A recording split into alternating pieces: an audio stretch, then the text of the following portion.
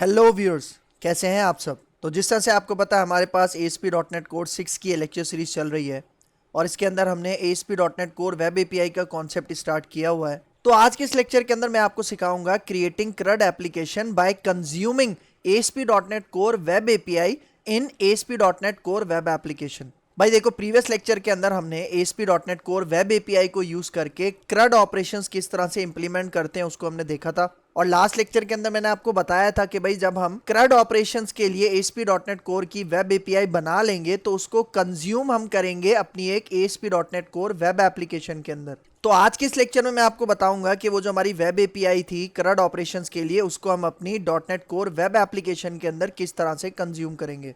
तो भाई अगर आपने हमारा प्रीवियस लेक्चर नहीं देखा तो मैं रिकमेंड करूंगा कि पहले वो वाला लेक्चर लाजमी देख लो, क्योंकि ये वाला जो लेक्चर है वो हमारे प्रीवियस लेक्चर के साथ कनेक्टेड है। क्योंकि आज के इस लेक्चर के अंदर जो भी मैं CRUD एप्लीकेशन बनाऊंगा उसके अंदर जो मैं वेब एपीआईज यूज करूंगा वो मैं वही वेब एपीआईज यूज करूंगा जो मैंने अपने प्रीवियस लेक्चर के अंदर आपको बनाना सिखाई थी। क्योंकि CRUD ऑपरेशन की जितनी भी लॉजिक थी वो मैंने अपनी वेब एपीआई में बनाई थी।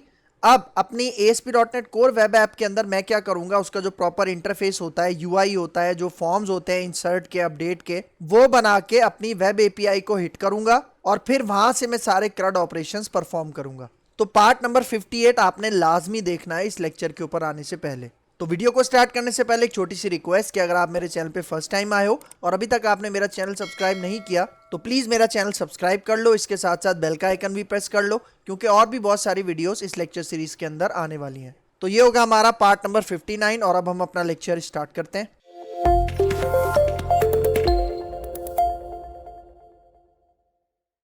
ठीक है, तो भाई CRUD एप्लीकेशन बनाएंगे वेब एपीआई को यूज करके अपनी ASP.NET कोर वेब एप्लीकेशन के अंदर। ठीक है, तो यहाँ पे आ जाओ। मैंने आपको बताया था कि लास्ट लेक्चर के अंदर जो इसका फर्स्ट पार्ट था उसके अंदर हमने क्या काम किया था। यहाँ पे देखो, create ASP.NET core web API CRUD operations using entity framework core and SQL server. मतलब हमने ASP.NET कोर वेब एपीआई को यूज करके CRUD ऑपरेशंस वहां पे इंप्लीमेंट किए थे। किसको यूज करके? एंटिटी फ्रेमवर्क कोर को और एसक्यूएल सर्वर को यूज करके हमने वेब एपीआई CRUD ऑपरेशंस के लिए इंप्लीमेंट किए थे। तो आज की सेकंड पार्ट के अंदर हम क्या करने वाले हैं, consume ASP.NET core web API for CRUD operations in ASP.NET core MVC web application. मतलब वो जो CRUD ऑपरेशंस के लिए हमने वेब एपीआई बनाई थी अब उसको कंज्यूम करेंगे, यूज करेंगे कहां पे?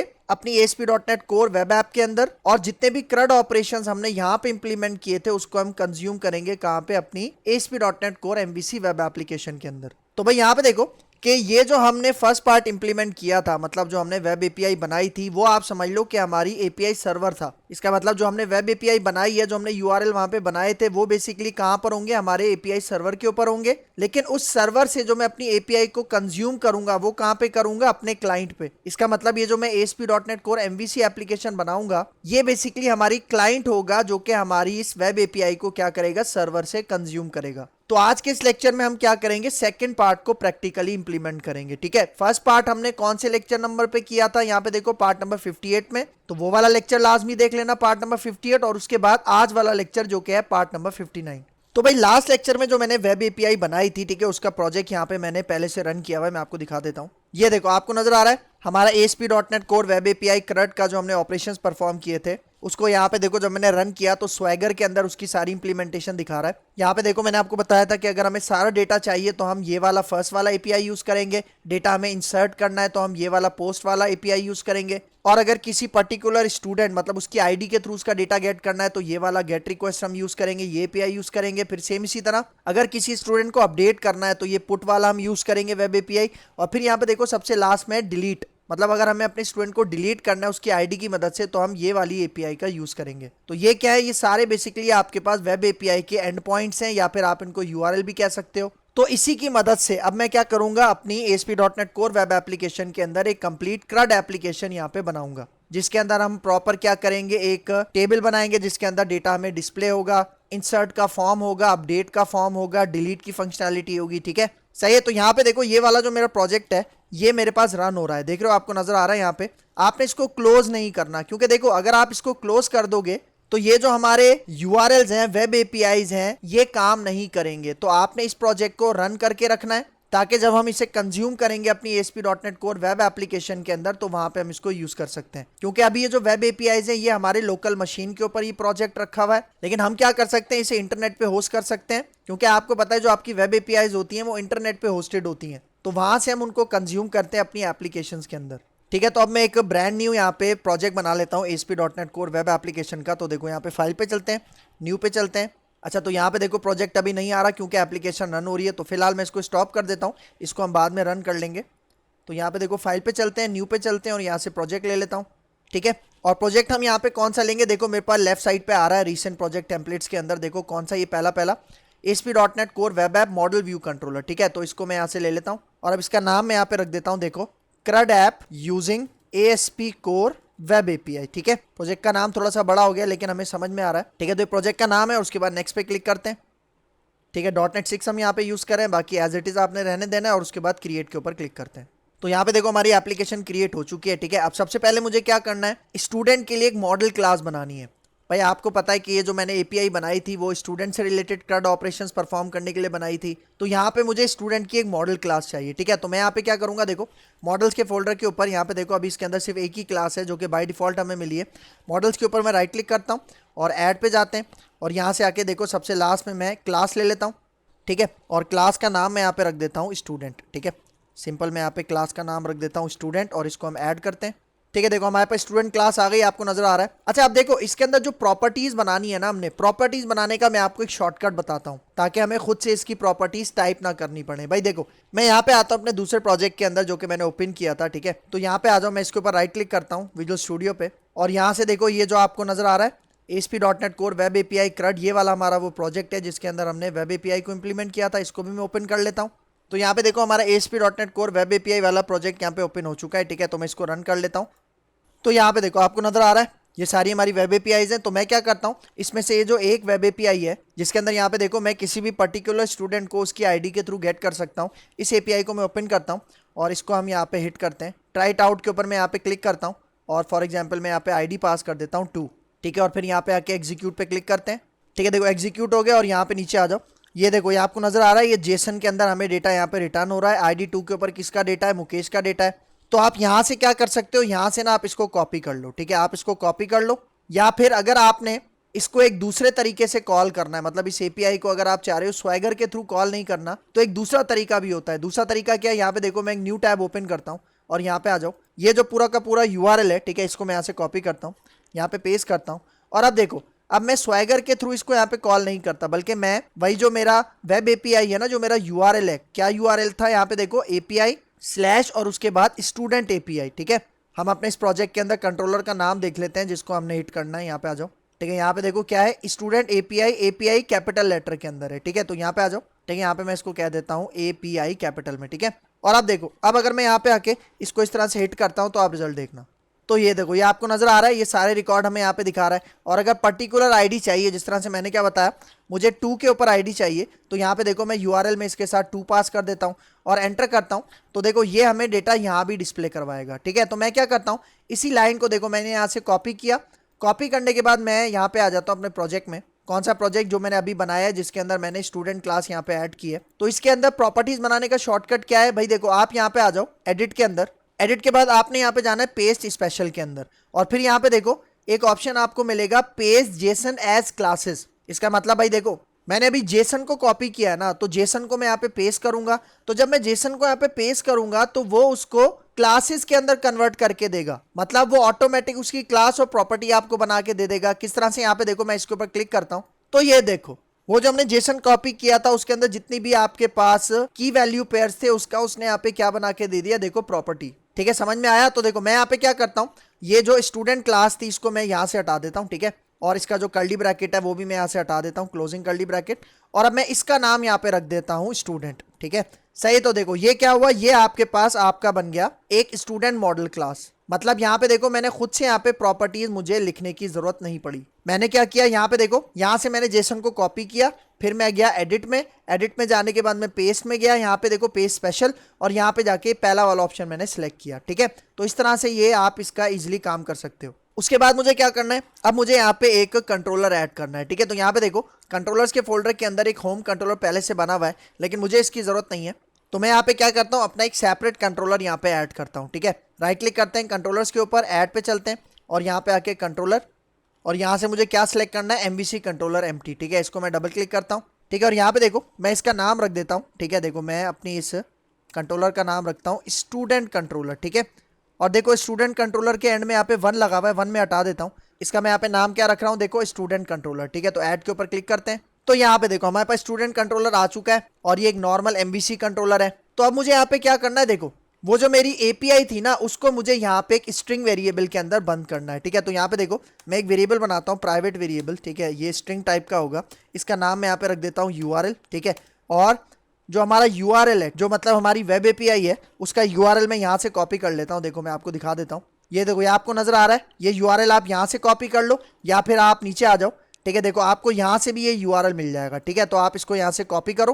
ठीक है, मतलब जब हमने अपनी यूआरएल को स्वैगर में टेस्ट किया था तो यहाँ पे भी देखो आपको दिखा रहा होता है ना रिक्वेस्ट यूआरएल, तो आपने कुछ भी नहीं करना, सिंपल यहाँ से इसको यहाँ पे इस तरह से कॉपी कर देना है। कॉपी करने के बाद आप यहाँ पे आ जाओ अपने प्रोजेक्ट के अंदर, और ये जो मैंने वेरिएबल बनाया है स्ट्रिंग का, इसके अंदर मैं यहाँ पे इस तरह से पास कर देता हूँ। और भाई देखो ये आप समझ लो कि इसका बेस यूआरएल होगा, मतलब रूट यूआरएल होगा। तो इसके अंदर से ये जो मैंने आईडी पास की है ये आप यहाँ से हटा दो, और अगर इस यूआरएल को मैं गेट रिक्वेस्ट के साथ हिट करूंगा तो क्या होगा, मेरे पास जितने भी स्टूडेंट्स हैं उनकी एक लिस्ट मुझे क्या हो जाएगी, रिटर्न हो जाएगी। तो आपने इसी तरह से यहाँ पे अपने रूट यूआरएल को इस तरह से स्ट्रिंग वेरिएबल में डिफाइन करना है। ठीक है, उसके बाद यहाँ पे देखो, यहाँ पे मैं एक क्लास का ऑब्जेक्ट बनाऊंगा जो कि बहुत ज्यादा इंपॉर्टेंट है। उसका नाम मैं आपको दिखा दे, प्राइवेट में इसको बनाऊंगा। उसका नाम है हमारे पास यहाँ पे देखो HTTP क्लाइंट। इसका मैं ऑब्जेक्ट बना देता हूँ, ऑब्जेक्ट का नाम यहाँ पे रखता हूँ क्लाइंट, और न्यू के साथ यहाँ पे इसका हम कंस्ट्रक्टर इस तरह से पास कर देते हैं। ठीक है, तो ये आ गया हमारा HTTP क्लाइंट का ऑब्जेक्ट।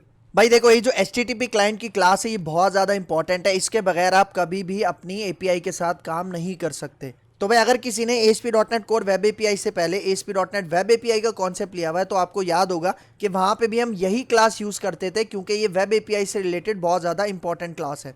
और अगर मैं आपको इसकी डेफिनेशन दिखाऊं, ठीक है, यहाँ पे देखो मैं इसको माउस लेके जाता हूँ, देखो इसका यूज बता रहा है, provides a class for sending HTTP request and receiving HTTP responses from a resource identified by a URL. इसका मतलब ये जो HTTP क्लाइंट है इसके थ्रू हम क्या करते हैं, वो जो यूआरएल्स होते हैं ना अपने वेब एपीआईज होते हैं, ठीक है, उसको हम रिक्वेस्ट करते हैं और वहां से हम रिस्पॉन्स को गेट करते हैं। ठीक है, तो ये सारा काम जो हम मैनेज करते हैं वो इसी ऑब्जेक्ट मतलब इसी HTTP क्लाइंट क्लास की मदद से करते हैं। ठीक है, तो ये बहुत ज्यादा इंपॉर्टेंट है। ठीक है, अब यहाँ पे आ जाओ इंडेक्स। भाई देखो मैं कह रहा हूं कि जब मेरा स्टूडेंट कंट्रोलर का ये इंडेक्स एक्शन मेथड चलेगा तो ये हमें क्या करेगा, वो जो लिस्ट ऑफ स्टूडेंट्स थे ना वो हमें रिटर्न करके देगा। तो मैं कह रहा हूं ये वाला जो हमारे पास एक्शन मेथड है कब चलेगा, जब हमारे पास गेट रिक्वेस्ट होगी। ठीक है, और इसी के अंदर मैं क्या करूंगा, वो जो गेट वाली एपीआई थी ना जो कि हमें लिस्ट ऑफ स्टूडेंट्स रिटर्न करके देगी, उसी को मैं कॉल करूंगा इसी एक्शन मेथड के अंदर। ठीक है, तो देखो सबसे पहले मैं यहाँ पे क्या काम करूंगा, यहाँ पे देखो सबसे पहले मैं यहाँ पे लिस्ट ऑफ स्टूडेंट बनाता हूँ। ठीक है, लिस्ट ऑफ स्टूडेंट मैं यहाँ पे बनाता हूँ। ठीक है, इस तरह से, और जैसे आप ये स्टूडेंट मॉडल क्लास यूज करोगे तो आपको यहाँ पे देखो इसका नेम स्पेस इस तरह से पहली लाइन पे लाजमी ऐड करना है, और उसके बाद इसके ऑब्जेक्ट का नाम मैं यहाँ पे रखता हूँ स्टूडेंट्स। ठीक है, ये आ गया यहाँ पे इसका ऑब्जेक्ट। ठीक है, ये आ गया लिस्ट ऑफ स्टूडेंट। ठीक है, इस तरह से इसका एक कंस्ट्रक्टर आ गया। अब मुझे यहाँ पे क्या करना है, अब मुझे यहाँ पे यूज करना है एक HTTP रिस्पॉन्स। ठीक है, यहाँ पे देखो हमारे पास एक HTTP रिस्पॉन्स मैसेज के नाम से क्लास है, इसका मैं ऑब्जेक्ट बनाता हूँ। इस ऑब्जेक्ट का नाम मैं यहाँ पे रख देता हूँ रिस्पॉन्स, और इसके अंदर यहाँ पे देखो आपको इंटेलिजेंस में दिखा रहा है, आपने सिंपल क्या करना है, टैब प्रेस करना है, तो ये पूरी लाइन ऑटोमेटिक आपके पास यहाँ पे फुलफिल हो जाएगी। तो देखो इसके अंदर हो क्या रहा है, ये देखो ये क्लाइंट मेरा ऑब्जेक्ट है, कौन सा HTTP क्लाइंट का ऑब्जेक्ट है, इसकी मदद से यहाँ पे देखो मैं गेट रिक्वेस्ट पास कर रहा हूँ। इसका मतलब मैं अपनी इस गेट रिक्वेस्ट की मदद से अपनी इस यूआरएल को हिट कर रहा हूँ। ये कौन सा यूआरएल है, ये जो मैंने यहाँ पे बनाया है ना, ये देखो ये जो मेरा वेब एपीआई का यूआरएल है, इसको मैं यहाँ से हिट कर रहा हूँ। कैसे हिट कर रहा हूँ, गेट रिक्वेस्ट के साथ हिट कर रहा हूँ। और ये जो गेट एसिंग का मेथड है ये किसका है, यहाँ पे देखो HTTP क्लाइंट का है। तो इसकी मदद से गेट रिक्वेस्ट की मदद से मैंने यहाँ पे क्या किया, अपने यूआरएल को हिट किया, और इसका जो भी रिजल्ट है वो यहाँ पे देखो मैंने अपने इस रिस्पॉन्स ऑब्जेक्ट के अंदर गेट कर लिया। ठीक है, उसके बाद मुझे यहाँ पे क्या करना है, यहाँ पे देखो मैं एक इफ कंडीशन बनाता हूँ इसके अंदर। ठीक है, एक यहाँ पे मैंने इफ कंडीशन बनाई, और अब मैं इसी रिस्पॉन्स के ऑब्जेक्ट को यहाँ पे यूज करता हूँ।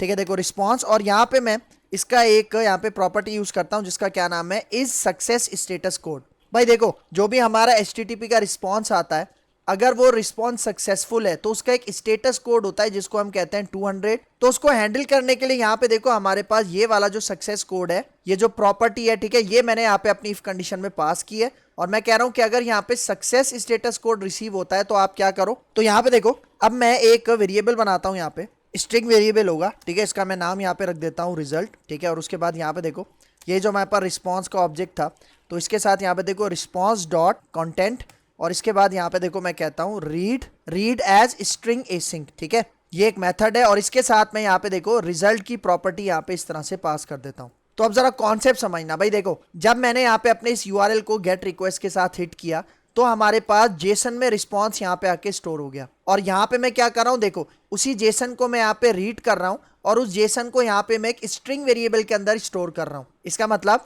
ये जो स्ट्रिंग वेरिएबल है इसके अंदर हमारी जेसन स्टोर है। कौन सी जेसन स्टोर है कि भाई हमारे जितने भी वो लिस्ट ऑफ स्टूडेंट्स हैं उन सब का जो जेसन है वो यहाँ पे स्टोर है। लेकिन अब मुझे क्या करना है, इस जेसन को कन्वर्ट करना है लिस्ट ऑफ स्टूडेंट्स के अंदर, मतलब लिस्ट के अंदर। तो उसके लिए मैं यहाँ पे क्या करूंगा, यहाँ पे देखो मैं एक वेरिएबल बनाता हूँ, इसका नाम यहाँ पे रखता हूँ मैं डेटा, और यहाँ पे देखो अब मैं यहाँ पे क्लास यूज करता हूँ जिसका नाम है यहाँ पे इक्वल आएगा, ठीक है। क्लास यूज करता हूँ, उसका नाम है यहाँ पे जेसन कन्वर्ट। लेकिन भाई देखो नीचे इंटेलिजेंस में हमें ये क्लास शो नहीं हो रही, इसके लिए हमें यहाँ पे एक पैकेज यहाँ पे ऐड करना पड़ेगा। और वो आप कैसे करोगे, यहाँ पे देखो लेफ्ट साइड पे आ जाओ, देखो आपको यहाँ पे नजर आ रहा होगा एक बल्ब का आइकन, आपने इसके ऊपर क्लिक करना है और सबसे लास्ट में आ जाओ। देखो आपको यहाँ पे सबसे लास्ट में दिखा रहा है इंस्टॉल पैकेज newtonsoft.json, मतलब ये वाला पैकेज इंस्टॉल करोगे तभी आपको इसका नेम स्पेस मिलेगा। तो यहाँ पे देखो ऑप्शन आपको क्या मिल रहा है, find and install latest version, ठीक है। तो आपने सिंपल इसके ऊपर क्लिक करना है, तो इसका जो भी पैकेज है वो इंस्टॉल हो जाएगा। यहाँ पे देखो आपको दिखा रहा है स्क्रीन पे, और जो भी इसका पैकेज है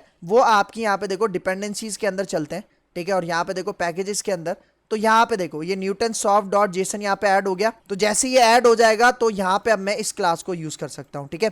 तो यहाँ पे देखो इसका एक मेथड है जिसका क्या नाम है डीसीरियलाइज ऑब्जेक्ट, क्योंकि मुझे क्या करना है, अपने जेसन को कन्वर्ट करना है लिस्ट ऑफ स्ट्रिंग के अंदर, ठीक है। तो यहाँ पे देखो मैं यहाँ पे कहता हूँ कि भाई लिस्ट ऑफ स्ट्रिंग, ठीक है, स्ट्रिंग नहीं सॉरी स्टूडेंट, ठीक है। लिस्ट ऑफ स्टूडेंट के अंदर यहाँ पे इस तरह से कन्वर्ट करना है और टैप कर देता हूँ इसको, और इसके बाद यहाँ पे देखो मैंने क्या पास कर दिया, इसके अंदर रिजल्ट पास कर दिया। तो अब जरा कॉन्सेप्ट समझना भाई। मैंने क्या बताया, ये जो हमारे पास स्ट्रिंग वेरिएबल है रिजल्ट, इसके अंदर जेसन स्टोर है, मतलब जो भी हमारा लिस्ट ऑफ स्टूडेंट्स हैं उसको यहाँ पे देखो एक जेसन के अंदर, मतलब स्ट्रिंग वेरिएबल के अंदर अपनी जेसन को मैंने स्टोर किया।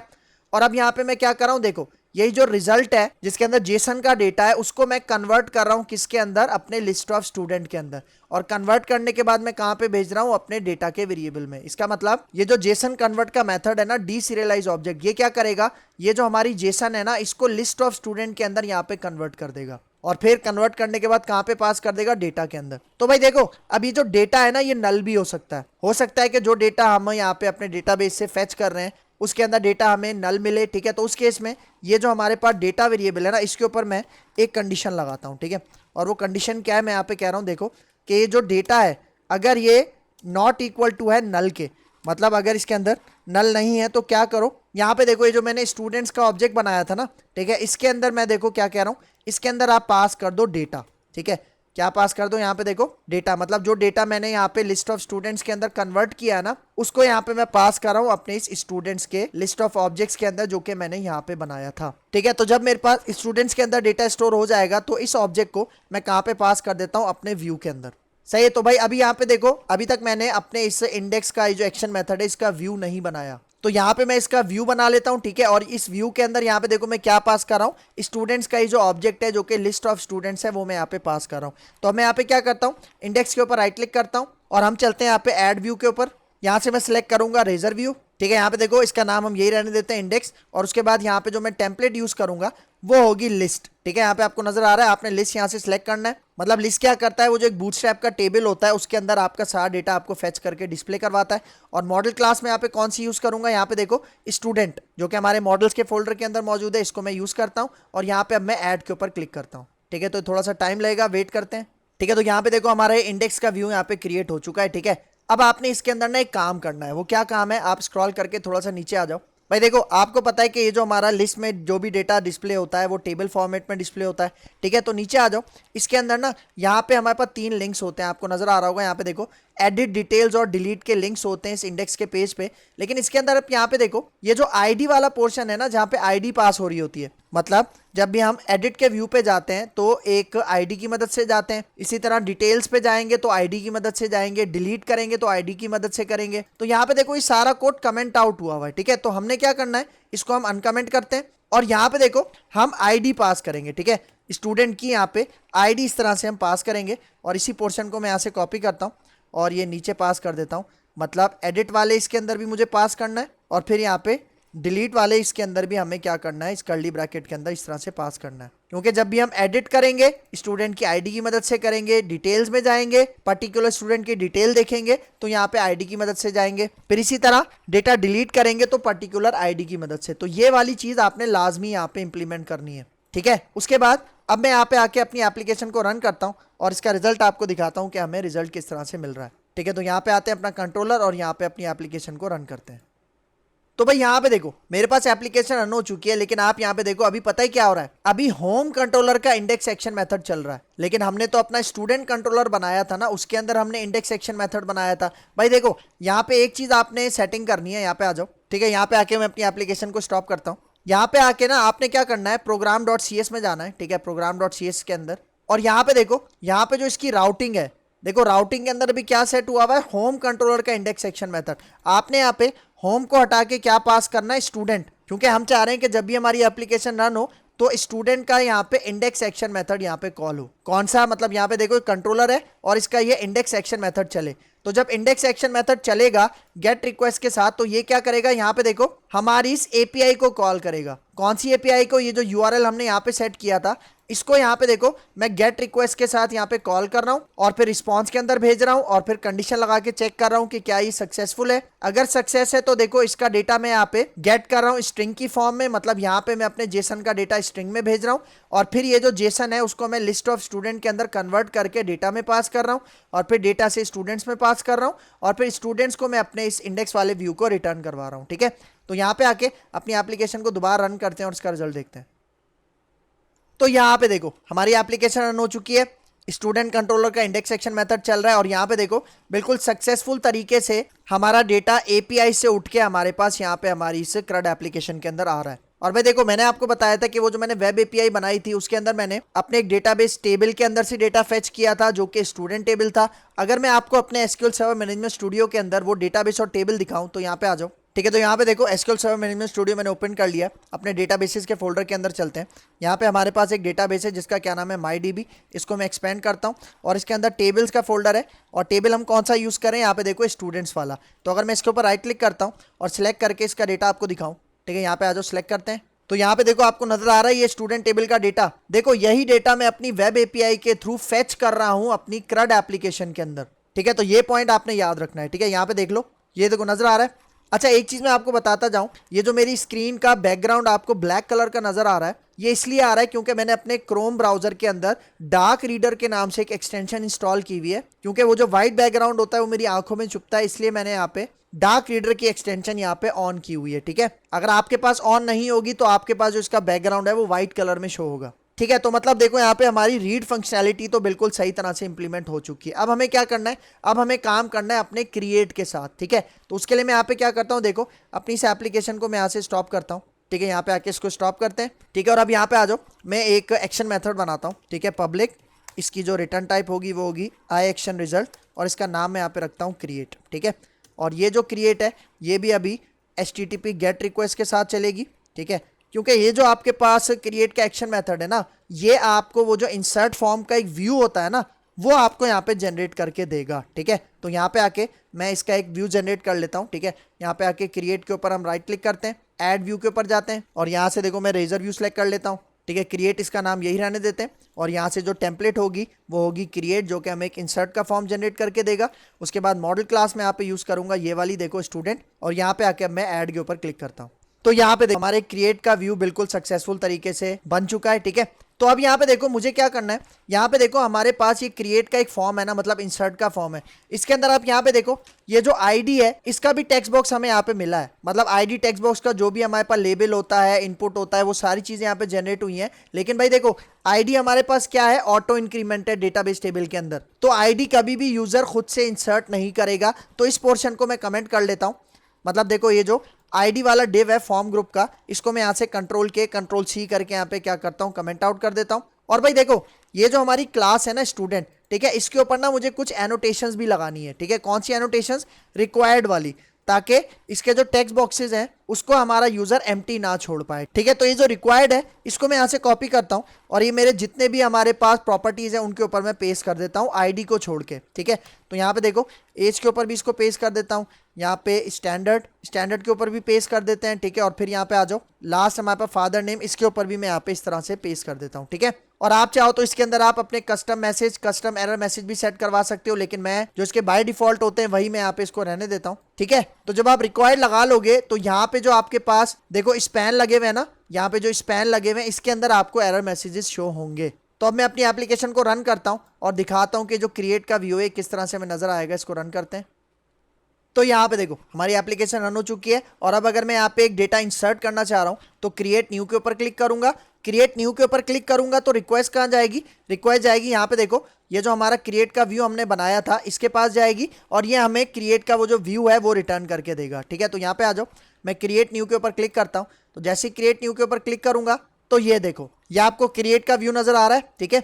और ऊपर देखो रिक्वेस्ट क्या है, देखो स्टूडेंट कंट्रोलर और उसके अंदर क्रिएट आपके पास एक्शन मेथड, ठीक है। और भाई देखो इसके ऊपर मैंने रिक्वायर्ड की वैलिडेशन भी लगाई थी, मतलब अगर आप इन सबको एम्प्टी छोड़ के क्रिएट पे क्लिक करोगे तो ये देखो आपको एरर मैसेजेस भी बिल्कुल प्रॉपरली शो हो रहे हैं। लेकिन भाई देखो अब मुझे क्या करना है, जब मैं यहाँ पे इसके अंदर डेटा फिल करके इंसर्ट करूंगा, मतलब क्रिएट के ऊपर क्लिक करूंगा तो क्या होना चाहिए, हमारे उस स्टूडेंट के टेबल में इंसर्ट होना चाहिए। मतलब जब मैं डेटा यहाँ पे सबमिट करूंगा, इंसर्ट करूंगा, तो आपको याद होगा क्रिएट करने के लिए भी हमने एक एपीआई बनाई हुई है। यहाँ पे देखो, ये देखो मैं इसको क्लोज करता हूँ। यहाँ पे देखो क्रिएट करने के लिए, देखो पोस्ट करने के लिए आपको सेकंड नंबर पे एपीआई नजर आ रही है। अब मैं इसको हिट करूंगा और इसके थ्रू मैं अपने डेटाबेस टेबल में डेटा इंसर्ट करूंगा, ठीक है। तो यहाँ पे आ जाओ, यहाँ पे आके मैं इसको स्टॉप करता हूँ और अब मैं इसी कोड को यहाँ से कॉपी कर लेता हूँ, ठीक है। ये जो एक्शन मेथड है कौन सा, क्रिएट वाला, इसको मैं यहाँ पे कॉपी पेस्ट करता हूँ नीचे। और यहाँ पे देखो अब ये चलेगा पोस्ट के लिए, ठीक है।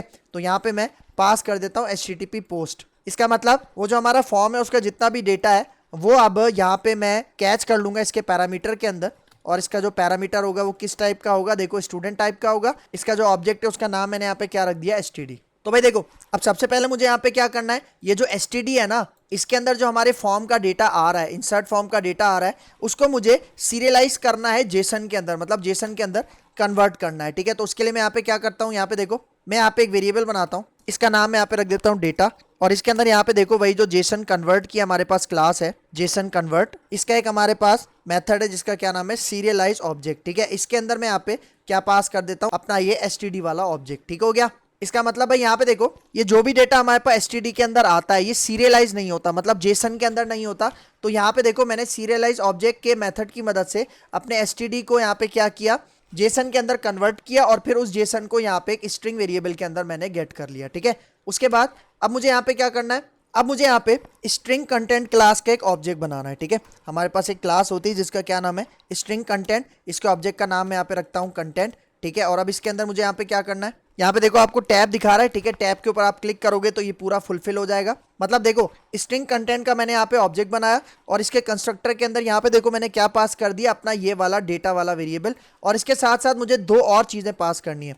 सबसे पहले मुझे यहाँ पे इसका कैरेक्टर सेट टाइप करना है, ठीक है, जो कि है एनकोडिंग। एनकोडिंग क्लास की मदद से यहाँ पे मैं क्या करता हूँ, देखो पहले इस एनकोडिंग क्लास को यहाँ पे मैं इसका नेम स्पेस ऐड कर लेता हूँ, ठीक है। यहाँ पे आ जाओ लेफ्ट साइड पे, इसके ऊपर क्लिक करो और देखो ये पहला नेम स्पेस है, इसको आप ऐड कर लो। और इसके अंदर यहाँ पे जो मैं कैरेक्टर सेट यूज़ करूँगा वो होगा यहाँ पे UTF-8 और उसके बाद यहाँ पे देखो जो थर्ड इसका आर्ग्यूमेंट है इसके अंदर देखो मैं पास करता हूँ application/json, ठीक है।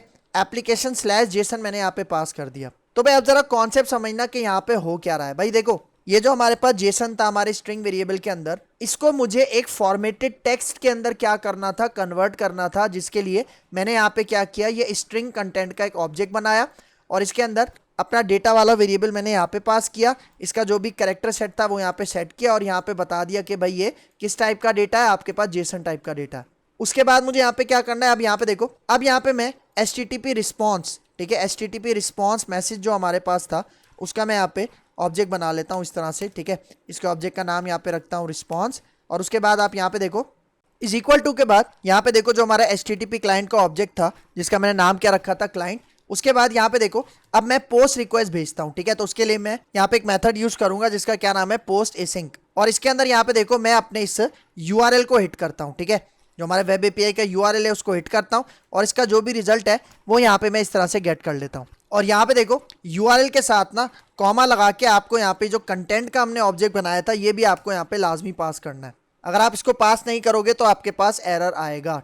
तो भाई अब यहाँ पे देखो ये जो मैंने 3 लाइंस लिखी है ना, इसका जरा कॉन्सेप्ट जरा गौर से समझना, ठीक है। यहाँ पे देखो सबसे पहले मैंने क्या किया, अपने STD को यहाँ पे जेसन के अंदर कन्वर्ट किया और कन्वर्ट करने के बाद डेटा के अंदर पास कर दिया। उसके बाद मैंने आपको क्या बताया कि भाई देखो ये जो डेटा है ना इसको मैंने यहाँ पे कन्वर्ट किया किसके अंदर, स्ट्रिंग कंटेंट के अंदर। स्ट्रिंग कंटेंट क्या करता है, आपका जो डेटा होता है जेसन डेटा उसको एक फॉर्मेटेड टेक्स्ट के अंदर क्या करता है, कन्वर्ट करता है। और यहाँ पे देखो मैंने टेक्स्ट का यहाँ पे कैरेक्टर सेट बता दिया कि ये होना चाहिए, और यहाँ पे बता दिया कि भाई ये एप्लीकेशन जेसन टाइप का इसके अंदर डेटा है। भाई देखो यहाँ पे मैंने स्ट्रिंग कंटेंट को यूज क्यों किया, क्योंकि भाई देखो ये जो हमारे पास HTTP रिस्पॉन्स है ना, HTTP रिस्पॉन्स मैसेज है, ये आपके पास कंटेंट को एक्सेप्ट करता है।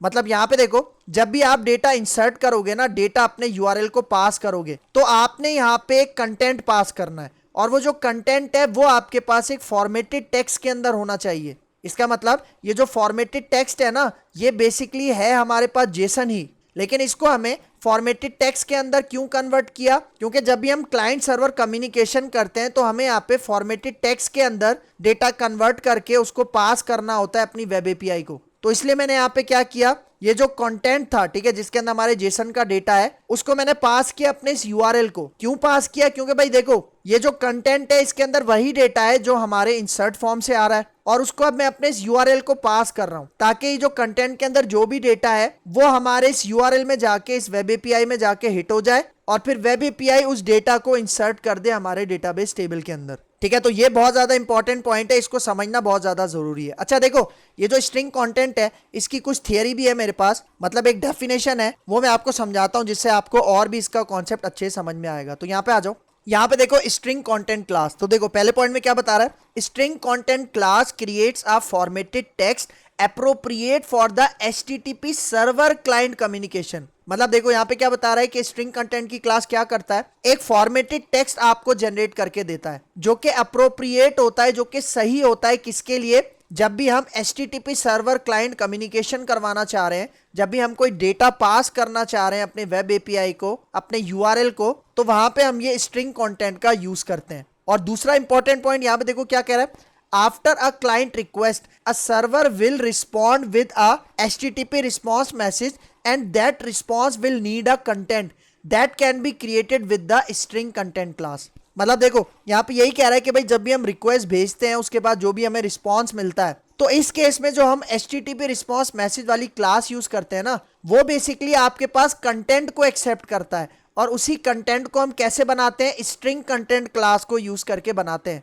यही वजह थी कि यहाँ पे देखो कि HTTP रिस्पॉन्स इसको मैंने डायरेक्ट डेटा पास नहीं किया, बल्कि मैंने अपने डेटा को यहाँ पे स्ट्रिंग कंटेंट के अंदर पहले कन्वर्ट किया, मतलब फॉर्मेटेड टेक्स्ट के अंदर कन्वर्ट किया, और उसके बाद मैंने उसको यहाँ पे पास किया अपने HTTP रिस्पॉन्स मैसेज को। तभी ये हमारे पास इस URL के साथ और पोस्ट रिक्वेस्ट के साथ बिल्कुल सक्सेसफुली हमारे वेब API को हिट करेगा और रिजल्ट हमें मिल जाएगा, और रिजल्ट हमारा स्टोर हो जाएगा हमारे डेटाबेस के अंदर, ठीक है। तो अब यहाँ पे आ जाओ, अब मैं इसके ऊपर कंडीशन लगाता हूँ। किसके ऊपर कंडीशन लगाता हूँ, ये जो हमारा रिस्पॉन्स है इसके ऊपर कंडीशन लगाता हूँ, और इसके साथ वही प्रॉपर्टी मैं यहाँ पे यूज करूंगा, इस सक्सेस स्टेटस कोड। मतलब अगर रिस्पॉन्स हमारे पास यहाँ पे सक्सेसफुल होता है तो इस केस में क्या करो, देखो इस केस में मैं इसको रिटर्न करवा देता हूँ, कहाँ पे, मैं इसको अपने इंडेक्स के व्यू पे क्या करता हूँ, रिटर्न करवा देता हूँ, ठीक है। तो यहाँ पे मैं पास कर देता हूँ रिटर्न रीडायरेक्ट टू एक्शन, और इसके अंदर मैं अपने एक्शन मेथड का नाम पास कर देता हूँ इंडेक्स। इसका मतलब जब डेटा इंसर्ट हो जाएगा तो वो हमें रीडायरेक्ट कर देगा हमारे इंडेक्स के व्यू में, जहाँ पे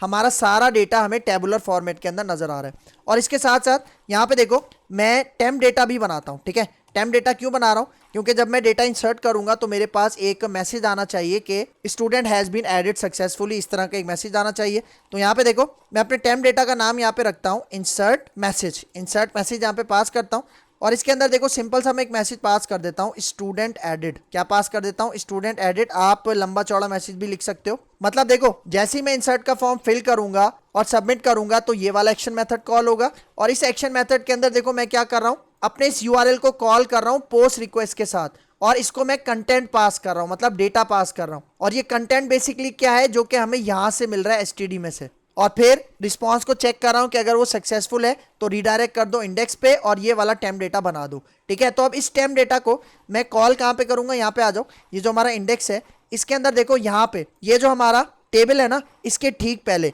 यहाँ पे देखो मैं रेजर सिंटैक्स ओपन करता हूँ और यहाँ पे मैं एक इफ कंडीशन बनाता हूँ। ठीक है, और इसके अंदर मैं ये पास करता हूँ सबसे पहले अपना टेम्प डेटा। इसको चेक कर लेते हैं कि भाई अगर ये नल नहीं है तो क्या करो, एरर मैसेज यहाँ पे डिस्प्ले करवाओ। तो भाई देखो तो क्या करो, सक्सेस मैसेज यहाँ पे डिस्प्ले करवाओ। तो भाई देखो उसके लिए मैं पता है क्या करता हूँ, उसके लिए मैं बूटस्ट्रैप का अलर्ट यूज करता हूँ। ठीक है, तो यहाँ पे आ जाओ, गूगल पे चलते हैं और यहाँ पे मैं बूटस्ट्रैप का अलर्ट यहाँ पे यूज करता हूँ। मैं बूटस्ट्रैप 5 यूज कर रहा हूँ। तो यहाँ पे देखो मैंने लिखा BS5 अलर्ट और यहाँ पे आ जाओ, अलर्ट्स के अंदर इस लिंक के ऊपर क्लिक करते हैं।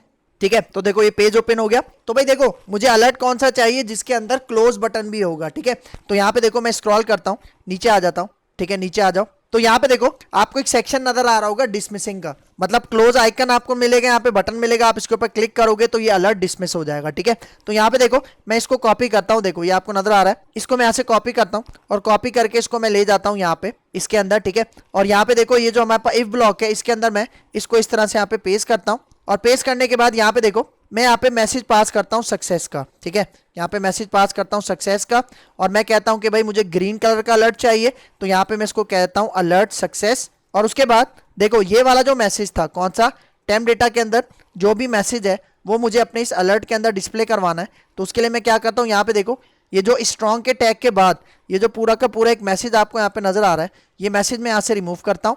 ठीक है, और इसके अंदर मैं यहाँ पे इसके आगे ही टेम्प डेटा पास कर देता हूँ और इसके शुरू में आपने यहाँ पे क्या लगाना है, @, ताकि रेजर सिंटैक्स का जो सिंटैक्स है उसके अंदर आ जाए। ठीक है, इसका मतलब अब जब मैं डेटा इंसर्ट करूंगा तो वो इंडेक्स के व्यू पे रिडायरेक्ट होगा और यहाँ पे पहले चेक करेगा कि अगर ये टेम्प डेटा नल नहीं है तो ये वाला एरर मैसेज, तो ये वाला आपके पास अलर्ट डिस्प्ले हो जाएगा। ठीक है, तो यहाँ पे आके इसको रन करते हैं और चेक करते हैं कि भाई ये वाला जो अब हमने स्टूडेंट को इंसर्ट करने का ये जो क्रिएट एक्शन मेथड बनाई सही तरह से काम कर रहा है, मतलब सही तरह से एपीआई हमारी हिट हो रही है। तो यहाँ पे आके इसको रन करते हैं।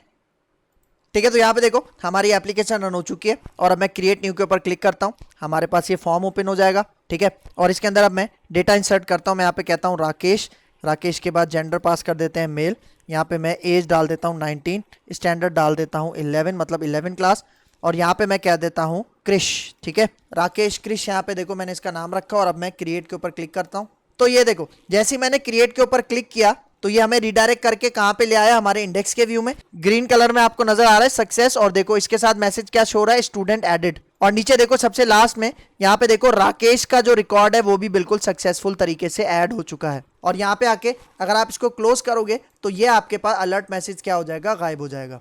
ठीक है, तो इस तरह से हमने क्या किया, अपनी एपीआई को, कौन सी वाली एपीआई, जो कि डेटा इंसर्ट कर रही थी, उसको सक्सेसफुली कॉल किया, कंज्यूम किया और सक्सेसफुली डेटा हमने अपने डेटाबेस में इंसर्ट किया। और अगर आप मेक श्योर करना चाहते हो तो यहाँ पे आ जाओ अपने एसक्यूएल सर्वर मैनेजमेंट स्टूडियो में और यहाँ पे जो स्टूडेंट्स वाला टेबल है इसको दोबारा राइट क्लिक करके आप सिलेक्ट कर लो। तो जैसे ही सिलेक्ट करोगे तो यहाँ पे देखो सबसे लास्ट में आपको नजर आ रहा होगा, यहाँ पे देखो राकेश, मतलब बिल्कुल सही तरह इसका रिकॉर्ड यहाँ पे इंसर्ट हो चुका है। ठीक है, अब चलते हैं, अब यहाँ पे हम बात करते हैं किसकी, अपडेट की। ठीक है, अपडेट किस तरह से करते हैं उसको देखते हैं। तो यहाँ पे आके मैं अपनी एप्लीकेशन को इस तरह से स्टॉप करता हूँ। ठीक है, तो अपडेट वाला काम कैसे करेंगे, देखो मैं अपनी एप्लीकेशन को दोबारा रन करता हूँ। मैं एक चीज आपको यहाँ पे समझाना चाह रहा हूँ, ओपन करते हैं इसको। तो भाई यहाँ पे देखो अभी तक मैंने यहाँ पे एडिट की फंक्शनैलिटी इंप्लीमेंट नहीं की, लेकिन अभी देखो अगर मैं एडिट के ऊपर क्लिक करता हूँ तो होगा क्या, यहाँ पे देखना।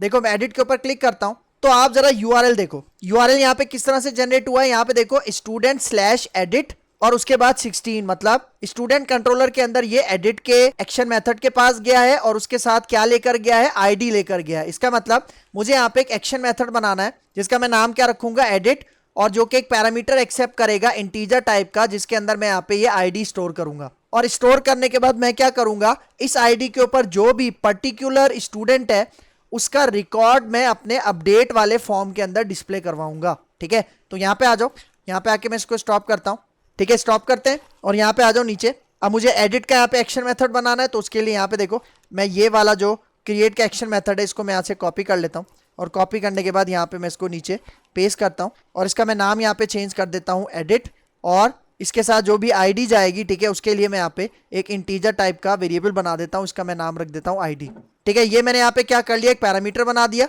तो अब सबसे पहले इसके अंदर मैं क्या करूँगा, अपनी स्टूडेंट क्लास का जो मॉडल क्लास है उसका मैं एक ऑब्जेक्ट बनाऊंगा, उसका नाम मैं यहाँ पे रख देता हूँ std, ठीक है। और इस तरह से यहाँ पे देखो इसका आ गया कंस्ट्रक्टर, ये मैंने ऑब्जेक्ट बना लिया।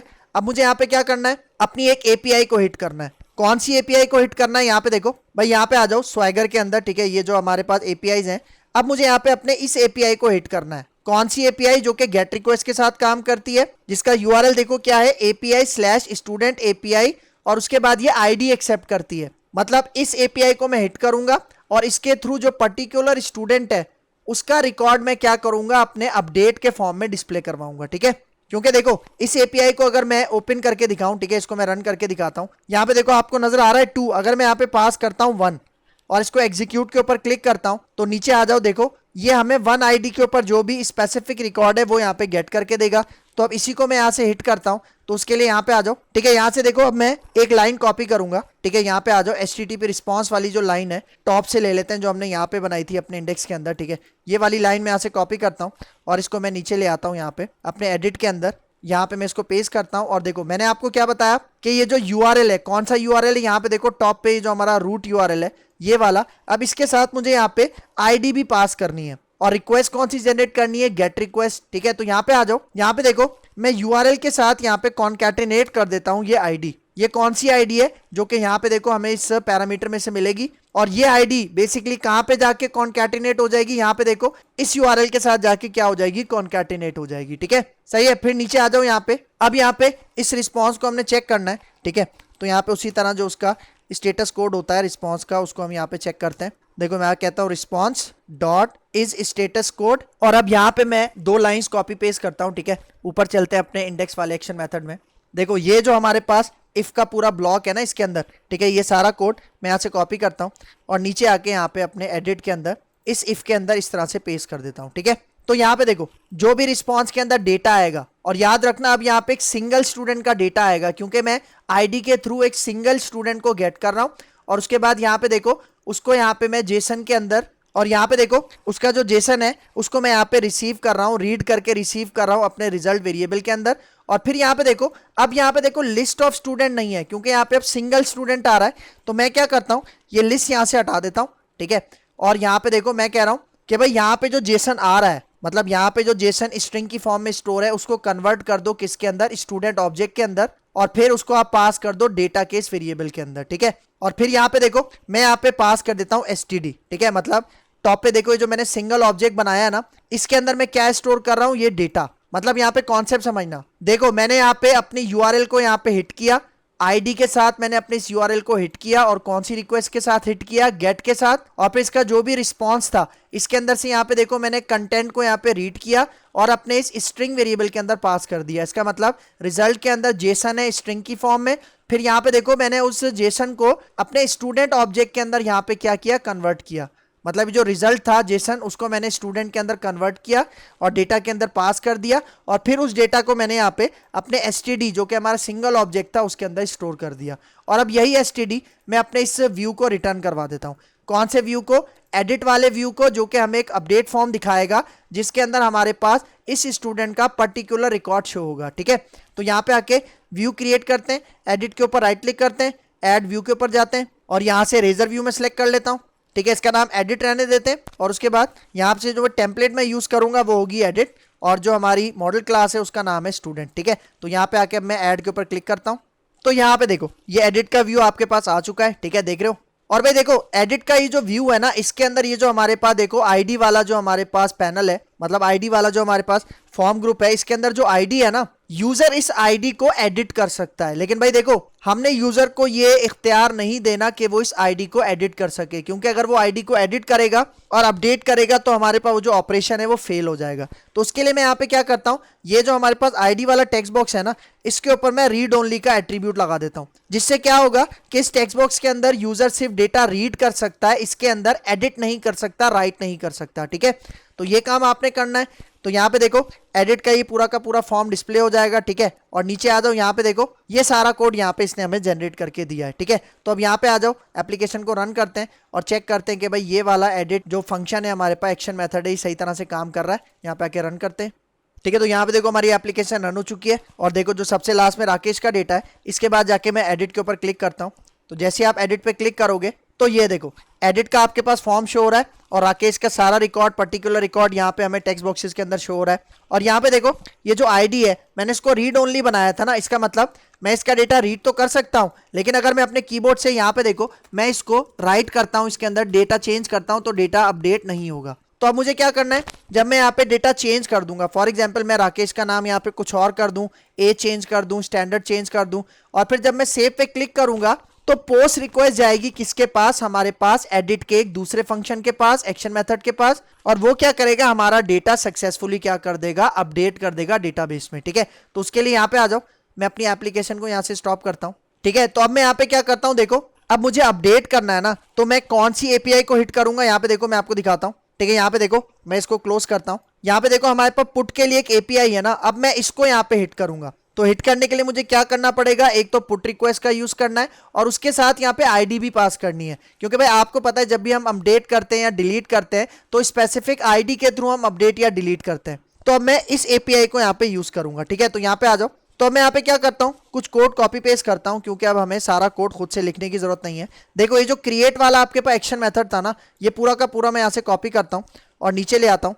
ये जो एडिट है इसके बाद मैं यहाँ पे इसको पेस्ट करता हूँ। ठीक है, और अब इसका नाम मैं यहाँ पे रख देता हूँ एडिट। ठीक है, मतलब जब मैं अपने अपडेट के फॉर्म के अंदर डेटा अपडेट करके सबमिट पे क्लिक करूंगा, सेव पे क्लिक करूंगा, तो रिक्वेस्ट इस फंक्शन के पास आएगी और जो अपडेटेड रिकॉर्ड है वो यहाँ पे आके स्टोर हो जाएगा। ठीक है, और अब इसके अंदर देखो ये जो दो की दो लाइंस है ये एज इट इज यहाँ पे सेम रहेंगी, लेकिन यहाँ पे देखो ये जो HTTP रिस्पॉन्स वाली लाइन है इसके अंदर यहाँ पे देखो पोस्ट है, मतलब पोस्ट असिंक, यहाँ पे आपको पास करना है पुट असिंक। और यहाँ पे देखो ये जो URL अभी हिट हो रहा है, ठीक है, यहाँ पे देखो टॉप पे आ जाओ, देखो ये वाला जो URL हिट हो रहा है अभी इसके अंदर कोई आईडी यहाँ पे कॉन्कैटिनेट नहीं हुई, तो मुझे यहाँ पे क्या करना है, नीचे आ जाओ, देखो ये जो पुट असिंक के साथ मैं अपना URL कॉल कर रहा हूँ ना, इसके साथ यहाँ पे मुझे यही जो मेरा STD है, ठीक है, जो ऑब्जेक्ट है जो कि इस एक्शन मेथड को एज अ पैरामीटर पास हो रहा है, इसके अंदर से यहाँ पे मैं आईडी को यहाँ पे इस तरह से कॉन्कैटिनेट करवा देता हूँ, क्योंकि देखो STD के अंदर जो आईडी है उसी के अंदर तो मैं डेटा अपडेट कर रहा हूँ ना, और जो अपडेटेड रिकॉर्ड है वो कहाँ से आ रहा है, वो यहाँ से आ रहा है कंटेंट से। ठीक है, और ये कंटेंट है यहाँ पे आपको नजर आ रहा होगा, और इस कंटेंट के अंदर डेटा कहां से आ रहा है, यहाँ से, इस पहली लाइन से। ठीक हो गया, और फिर यहाँ पे देखो मैं चेक कर रहा हूं कि भाई अगर इसका रिस्पॉन्स बिल्कुल सही है तो यहाँ पे मैं एक टेम्प डेटा बनाता हूँ, उसका मैं नाम यहाँ पे रखता हूँ अपडेट मैसेज, और यहाँ पे देखो मैं मैसेज पास कर देता हूँ स्टूडेंट अपडेटेड। ठीक है, मतलब जब मैं डेटा अपडेट करूंगा तो हमारे पास ये टेम्प डेटा बनेगा और हमें वापस कहाँ पे रिडायरेक्ट कर देगा, इंडेक्स में, ताकि हम अपना अपडेटेड रिकॉर्ड व्यू कर सकें, देख सकें। तो भाई देखो अब ये वाला जो टेम्प डेटा इसको मैं कॉल करूंगा अपने इंडेक्स के व्यू में। ठीक है, तो यहाँ पे आ जाओ, ये देखो ये आपको नजर आ रहा है इफ ब्लॉक, इस इफ ब्लॉक को मैं यहाँ से कॉपी करता हूँ और नीचे आके यहाँ पे पेस्ट करता हूँ, और अब इसको मैं चेक करता हूँ, हमने टेम्प डेटा का नाम क्या रखा है, अपडेट मैसेज। ठीक है, तो मैं कह रहा हूँ कि अगर ये वाला टेम्प डेटा नल नहीं है तो क्या करो, ये वाला अलर्ट शो करवा दो, और इसके अंदर यहाँ पे देखो मैं कौन सा टेम्प डेटा कॉल करूंगा, देखो ये वाला अपडेट मैसेज वाला। ठीक है, तो यहाँ पे आके अब मैं अपनी एप्लीकेशन को रन करता हूँ और टेस्ट करते हैं कि ये अपडेट वाला बिल्कुल सही तरह से काम कर रहा है या नहीं कर रहा। तो यहाँ पे आके इसको रन करते हैं, तो यहाँ पे देखो हमारी एप्लीकेशन रन हो चुकी है। तो यहाँ पे देखो हमारी एप्लीकेशन रन हो चुकी है। ठीक है, अब हमें क्या करना है, यहाँ पे देखो मैं डेटा अपडेट करता हूँ, फॉर एग्जाम्पल राकेश का डेटा अपडेट करता हूँ, एडिट करते हैं, तो यहाँ पे देखो राकेश का रिकॉर्ड आ रहा है हमारे एडिट के फॉर्म में। तो यहाँ पे मैं फॉर एग्जाम्पल राकेश की एज अपडेट करता हूँ, मैं कहता हूँ 20। ठीक है, 20, और यहाँ पे आके उसका स्टैंडर्ड मैं यहाँ पे कर देता हूँ 12। ठीक है, और अब यहाँ पे आके मैं सेव के ऊपर क्लिक करता हूँ, तो आप इसका रिजल्ट देखना। तो देखो जैसे ही मैंने यहाँ पे सेव पे क्लिक किया, देखो मैसेज आ रहा है सक्सेस का स्टूडेंट अपडेटेड, और उसके बाद सबसे लास्ट में चले जाओ, यहाँ पे देखो उसकी एज और स्टैंडर्ड मैंने अपडेट किया था ना, तो यहाँ पे देखो एज 20 हो गई और स्टैंडर्ड क्या हो गया 12। मतलब अपडेट फंक्शनैलिटी भी बिल्कुल सही तरह से यहाँ पे हमारी एपीआई के साथ काम कर रही है, ठीक है। तो यहाँ पे आके मैं इसको क्लोज कर देता हूँ। और अब देखो, अब अगर मैं यहाँ पे डिटेल्स के ऊपर क्लिक करता हूँ, मतलब भाई देखो, जब भी हमें किसी स्पेसिफिक स्टूडेंट की डिटेल्स देखनी है ना, तो उसके लिए हमारे पास ये डिटेल्स का एक लिंक होता है। इसके लिए हमारे पास एक डिटेल्स टेम्पलेट भी होती है हमारे स्कैफोल्डिंग के अंदर, जिसके अंदर हम इसका डेटा डिस्प्ले करवा सकते हैं, ठीक है। तो यहाँ पे देखो, अगर मैं डिटेल्स के ऊपर क्लिक करूं तो क्या होगा, जरा गौर से देखना। देखो, ये हमारे स्टूडेंट कंट्रोलर के डिटेल्स एक्शन मेथड के पास जा रहा है और उसके साथ साथ उसकी आईडी लेके जा रहा है। मतलब उसी तरह जिस तरह हमने एडिट का काम किया था, तो उसी तरह से हमारे पास यहाँ पे डिटेल्स का काम होगा, ठीक है। तो यहाँ पे आके मैं अपनी एप्लीकेशन को स्टॉप करता हूँ और ये जो एडिट वाला जो हमारे पास एक्शन मेथड था ना, ये वाला, इसको मैं यहाँ से कॉपी करता हूँ। इसको मैं यहाँ से इस तरह से कॉपी करता हूँ, ठीक है। और कॉपी करके इसको नीचे ले जाते हैं, यहाँ पे जो एडिट वाला था इसके नीचे यहाँ पे इसको पेस्ट करते हैं। और यहाँ पे देखो, अब इसका मैं नाम यहाँ पे रख देता हूँ डिटेल्स, ठीक है। इसका मैं यहाँ पे नाम रखता हूँ डिटेल्स, ठीक है। यहाँ पे इस तरह से डिटेल्स इसका नाम रख दिया। और अब यहाँ पे देखो, यहाँ पे आपने सेम एज इट इज इसको रहने देना है। मतलब यहाँ पे देखो, मैंने स्टूडेंट का ऑब्जेक्ट बनाया और फिर मैंने अपने इस एपीआई को गेट किया, जिसके साथ हमारा यूआरएल है, मतलब API/student API/ID। इसको हमने गेट रिक्वेस्ट के साथ कॉल किया, तो ये हमें पर्टिकुलर स्टूडेंट का डेटा यहाँ पे रिस्पॉन्स में देगा और फिर उसको हम यहाँ पे जेसन में रिसीव कर लेंगे अपने स्ट्रिंग वेरिएबल में, और फिर उसे हम कन्वर्ट कर देंगे अपने स्टूडेंट ऑब्जेक्ट के अंदर। और उसके बाद हम यहाँ पे डेटा में ट्रांसफर कर देंगे और फिर इसी डेटा को हम यहाँ पे अपने स्टूडेंट का जो ऑब्जेक्ट था उसके अंदर यहाँ पे पास करके अपने व्यू को यहाँ पे क्या करवा देंगे, रिटर्न करवा देंगे। तो अब मैं डिटेल्स का व्यू यहाँ पे क्रिएट कर लेता हूँ।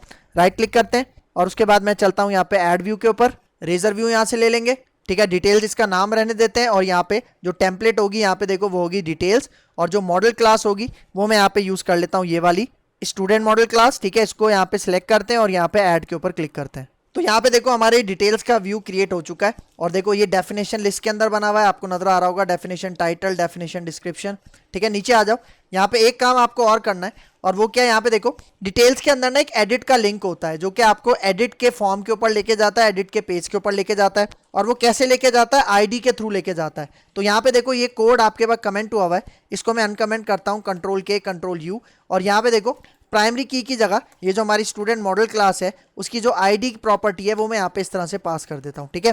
तो एक ये आपने चेंजिंग करनी है और यहाँ पे आके अब अपनी एप्लीकेशन को रन करते हैं और चेक करते हैं कि डिटेल्स का आपके पास जो व्यू है वो सही तरह से आ रहा है, ठीक है। तो यहाँ पे देखो, फॉर एग्जांपल मैं किसी और स्टूडेंट की डिटेल्स यहाँ पे चेक करता हूँ। देखो मुकेश आपको नजर आ रहा है, यहाँ पे आके डिटेल्स के ऊपर क्लिक करता हूँ, तो ये देखो जैसी डिटेल्स पे क्लिक किया तो यहाँ पे देखो ये मुकेश की यहाँ पे डिटेल्स आपको शो हो रही हैं, देख रहे हो। और अगर बैक टू लिस्ट करूंगा तो ये वापस हमारे इंडेक्स के व्यू पे ले आएगा। लेकिन अगर मैं यहाँ से एडिट पे क्लिक करता हूँ, ठीक है, यहाँ से देखो एडिट पे क्लिक करता हूँ तो ये मुझे कहाँ ले जाएगा, मेरे एडिट के फॉर्म पे ले जाएगा, ताकि अगर मैं इसका डेटा अपडेट करना चाह रहा हूँ तो मैं अपडेट भी कर सकता हूँ, ठीक है। तो यहाँ पे आके वापस बैक टू लिस्ट करते हैं।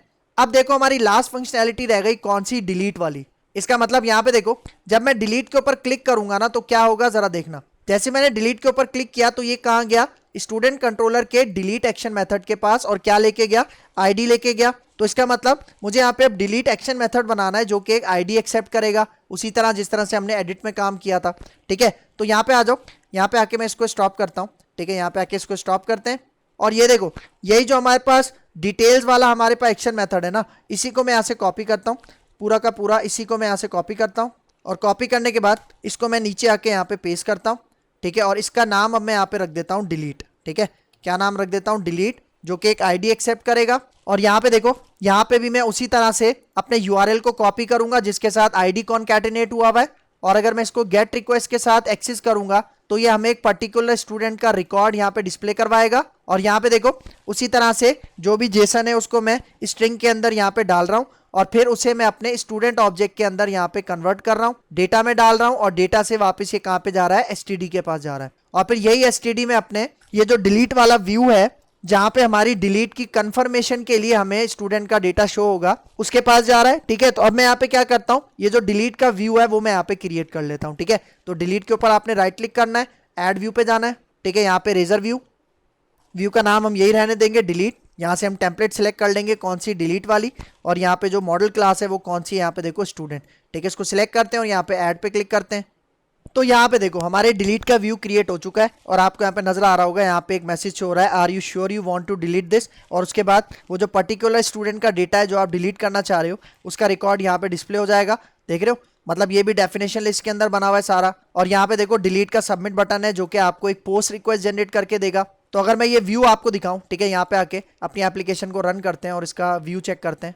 ठीक है, देखो हमारी एप्लीकेशन रन हो चुकी है और यहाँ पे देखो दानिश का रिकॉर्ड आपको नजर आ रहा है। इसके आगे अगर मैं डिलीट के ऊपर क्लिक करता हूँ तो हमें कंफर्मेशन के लिए कहाँ पे लेके जाएगा, देखो हमारे डिलीट के व्यू में लेके जाएगा, जहाँ पे देखो ये मैसेज शो हो रहा है और कौन सा डेटा डिलीट करना चाह रहे हो वो डेटा भी आपको यहाँ पे दिखा रहा है। तो अगर यहाँ पे आप डिलीट के बटन पे क्लिक करोगे तो सक्सेसफुली डिलीट हो जाएगा, लेकिन अगर आप डिलीट नहीं करना चाह रहे, आप वापस बैक टू लिस्ट पे जाओगे तो डेटा आपका डिलीट नहीं होगा। ठीक है, लेकिन मुझे अगर यहाँ पे मुझे डेटा डिलीट करना है तो मैं क्या करूंगा, जब डिलीट के बटन पे क्लिक करूंगा तो डिलीट एक्शन मेथड के पास रिक्वेस्ट जाएगी पोस्ट रिक्वेस्ट के साथ, और वहां पे मैं क्या करूंगा, अपनी डिलीट वाली जो एपीआई थी, कौन सी मैं आपको दिखा देता हूं। यहाँ पे देखो ये जो डिलीट वाली एपीआई थी इसको मैं हिट करूंगा, जो कि क्या काम करेगा, हमारे डेटाबेस टेबल में से हमारा रिकॉर्ड क्या कर देगा, डिलीट कर देगा। ठीक है, तो यहाँ पे आ जाओ, अपनी एप्लीकेशन को मैं यहाँ पे आके स्टॉप करता हूँ। तो भाई अब मैं यहाँ पे क्या करूंगा, देखो यही वाला जो कोड है ना डिलीट वाला, ठीक है, ये वाला एक्शन मेथड मैं यहाँ से पूरा का पूरा कॉपी करता हूँ, इसको मैं नीचे पेस्ट करता हूँ। ठीक है, और इसके अंदर चेंजिंग्स क्या करनी है, यहाँ पे देखो सबसे पहले तो गेट की जगह यहाँ पे क्या आएगा, HTTP पोस्ट, और ये मेथड भी आपके पास एक आईडी आपके पास एक्सेप्ट करेगा। ठीक है, और उसके बाद देखो इसके अंदर ना मैं कुछ चीज़ें यहाँ से रिमूव कर रहा हूँ, जिस तरह से ये ऑब्जेक्ट मैं यहाँ से रिमूव कर रहा हूँ। ठीक है, और उसके बाद यहाँ पे देखो ये जो HTTP रिस्पॉन्स है आपके पास, ठीक है, इसके अंदर यहाँ पे देखो अभी गेट एसिंक यूज हुआ है ना, इसके अंदर यहाँ पे मैं डिलीट एसिंक यहाँ पे क्या करूंगा, यूज करूंगा। और मतलब जब मैं अपने URL को यहाँ पे डिलीट रिक्वेस्ट के साथ कॉल करूंगा तो यहाँ पे भी मुझे क्या करना पड़ेगा, एक आईडी यहाँ पे कॉन्कैटिनेट करवानी पड़ेगी, क्योंकि डिलीट करने के लिए भी हम क्या करते हैं, आईडी पास करते हैं, जिस तरह से अपडेट में हमने देखा था। ठीक है, और मतलब जो भी डेटा यहाँ पे डिलीट होगा उसका रिस्पॉन्स यहाँ पे आके जनरेट हो जाएगा, स्टोर हो जाएगा, और फिर मैं उसको चेक कर रहा हूँ कि भाई अगर ये हमारे पास सक्सेसफुली इसका रिस्पॉन्स आ गया है तो आपने क्या करना है, यहाँ पे देखो अब ये जो दोनों लाइंस है ना, ये दोनों लाइंस आपने यहाँ से रिमूव करनी है। कौन सी, ये वाली, और ये जो जेसन कन्वर्ट वाली है इसको भी आपने यहाँ से क्या करना है, रिमूव करना है। और ये जो इफ कंडीशन है ये भी आपने यहाँ पे क्या करना है, यहाँ से इसको डिलीट करना है। ठीक है, आपने यहाँ पे कौन सा कोड कॉपी पेस्ट करना है, देखो मैं यहाँ पे आता हूँ टॉप पे। ठीक है, ऊपर चलते हैं, ये देखो ये जो दो लाइंस है ना ये आपने यहाँ से कॉपी करनी है, और इसको मैं नीचे आके यहाँ पे अपने इस इफ ब्लॉक के अंदर यहाँ पे इस तरह से पेस्ट कर देता हूँ। ठीक है, और ये जो व्यू के अंदर STD है इसको मैं यहाँ से हटा देता हूँ, और यहाँ पे देखो मैं मैसेज पास कर देता हूँ, डिलीट मैसेज। क्या पास कर दिया, डिलीट मैसेज, और यहाँ पे मैसेज में लिख देता हूँ स्टूडेंट डिलीटेड। ठीक है, मतलब ये टेम्प डेटा है और यहाँ पे ये स्टूडेंट डिलीटेड का मैसेज है।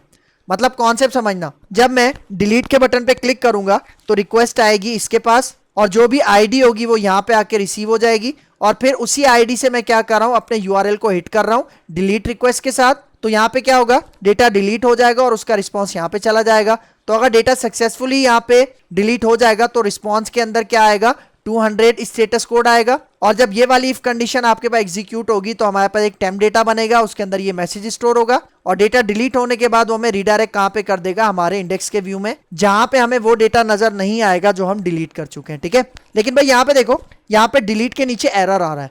एरर पता है क्यों आ रहा है, क्योंकि भाई यहाँ पे देखो हमारे इस एक्शन मेथड का क्या नाम है, डिलीट, और ये क्या एक्सेप्ट करता है, एक पैरामीटर एक्सेप्ट करता है इंटीजर टाइप का।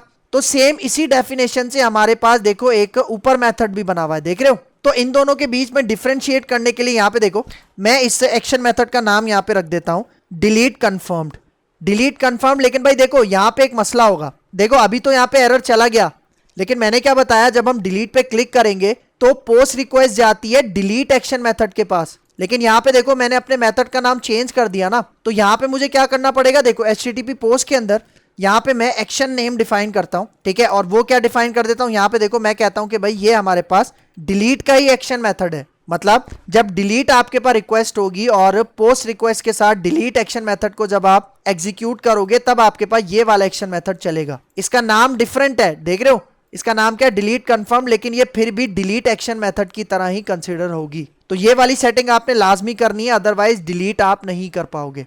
ठीक है, तो अब देखो यही जो आपके पास टेम्प डेटा है ना, इसको मैं यहाँ पे एक्सेस करता हूँ अपने इंडेक्स के व्यू में, यही इफ मैं यहाँ से इसको कॉपी करता हूँ, नीचे आके मैं इसको पेस्ट करता हूँ, और यहाँ पे देखो मैंने उसका नाम क्या रखा था, डिलीट मैसेज, डिलीट मैसेज। ठीक है, यहाँ पे तो अगर ये नल नहीं है तो ये वाला आपके पास अलर्ट चलेगा, और यहाँ पे देखो जो डिलीट मैसेज के अंदर, मतलब इस टेम्प डेटा के अंदर ये जो हमारे पास डेटा है वो यहाँ पे हमें क्या हो जाएगा, डिस्प्ले हो जाएगा। ठीक है, तो अब इसको सेव करते हैं, अपनी एप्लीकेशन को रन करते हैं और चेक करते हैं कि भाई ये डिलीट वाली फंक्शनैलिटी सही तरह से काम कर रही है। यहाँ पे आके रन करते हैं।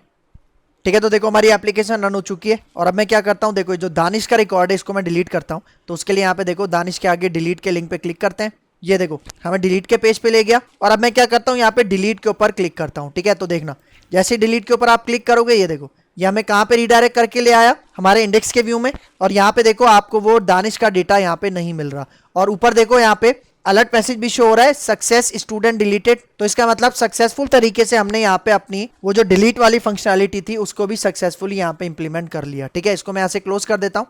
तो भाई देखो इस तरह से हम क्या करते हैं, अपनी ASP.NET कोर वेब एपीआई को कंज्यूम करके उसके अंदर जितने भी CRUD ऑपरेशंस थे उसको मैंने अपने क्लाइंट पे एग्जीक्यूट किए। क्लाइंट पे एग्जीक्यूट करके मैंने अपने क्लाइंट पे क्या बना लिए, CRUD एप्लीकेशन बना ली। और मेरा क्लाइंट कौन सा था, ASP.NET कोर वेब एप्लीकेशन। आप चाहो तो इसको किसी डेस्कटॉप एप्लीकेशन में भी यूज कर सकते हो, आप चाहो तो इसे एंड्रॉइड या iOS एप्लीकेशन के अंदर कंज्यूम करके भी क्या कर सकते हो, CRUD एप्लीकेशन बना सकते हो। ठीक है, तो इसी तरह से हम क्या करते हैं, वेब एपीआई CRUD ऑपरेशंस को यूज करते हैं अपने client ASP.NET core web app के अंदर। तो यहाँ पे हमारा ये लेक्चर हो गया है वाइंड अप। तो अगर आपको मेरी वीडियो पसंद आई है तो मेरा चैनल जरूर सब्सक्राइब करके जाना, इसके साथ साथ बेल का आइकन भी प्रेस करना, क्योंकि और भी बहुत सारी वीडियोस इस लेक्चर सीरीज के अंदर आने वाली हैं। तो इस लेक्चर के अंदर कोई भी कंफ्यूजन है तो कमेंट बॉक्स में मुझसे जरूर पूछ लेना। तो मिलते हैं इंशाल्लाह नेक्स्ट लेक्चर में, तब तक के लिए देखते रहिए मेरा चैनल प्रोग्राम मेंटोर।